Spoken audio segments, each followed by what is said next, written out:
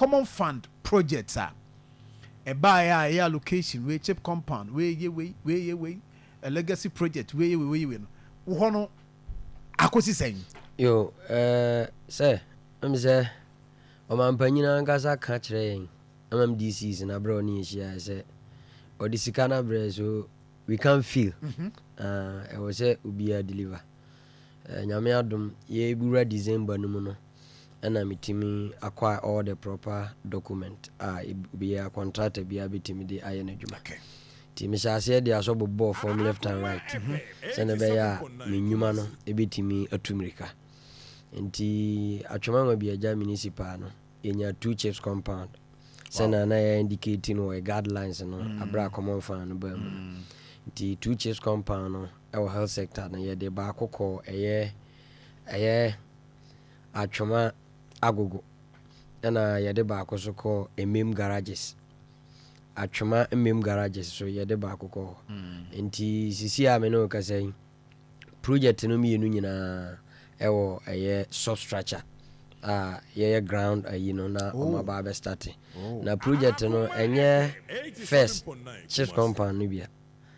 chief compound enye first de na ye yi ba ko anaya bo baby ma no Dabi. OPD said there no I born ayibi ho no. We me angasa de me ho no me friend health center. Oh okay. And esan say rooms no omodi ye adwuma no edoso. We ye no firi ho no ma. Yesan wo staff bungalow. E kan ho doctors bungalow e kan ho. Enti enye chief compound na yenimu no. Eni. Sa na te. Enti so hwe animu ha na de daso kesi eno na ye ward na nkasa ombehwe ena na chi no on se na chi so there's another structure ewo ho eno so na ye staff bungalow no me pa chawa te ase enti we o mampanyini ede ne mafoforo na ede aba enyem nwanwa wasi uja legacy enti ne legacy a uja no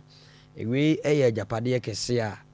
okoto no ba bia se ya complete a enya de ya de keto a bitima enya de a ebeka asin mo shase na mo gya no 6 months time wi nza me de me ba me true challenge oh yeah bosumi nsia e wo se me commission ade wi na nipa e wa Atwima agogo ni mem garages enya use of it na menimu mi enu nyina me san betena ha na me yi no full video e de kire atiefo ne ahwefo se nyame adom bosumi nsia contractors are on site. They are on site. Yes o mako tutu amana ye we na omugya ho me madwuma na me ye na Atwima Nwabiagya no contractor bibi ni nsa me mo adwuma nye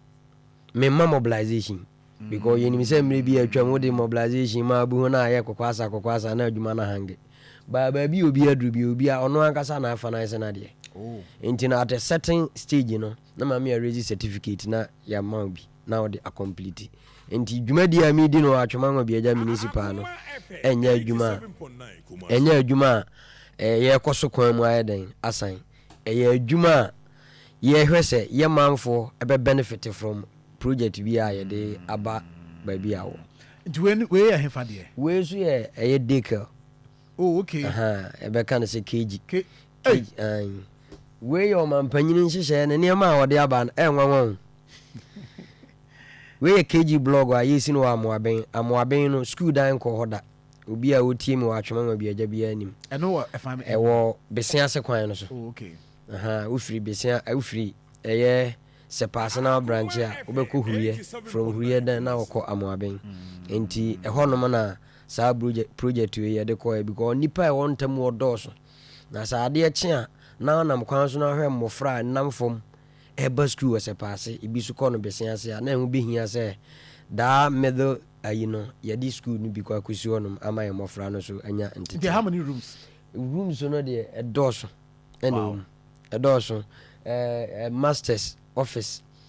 staff common room bibia and as a way no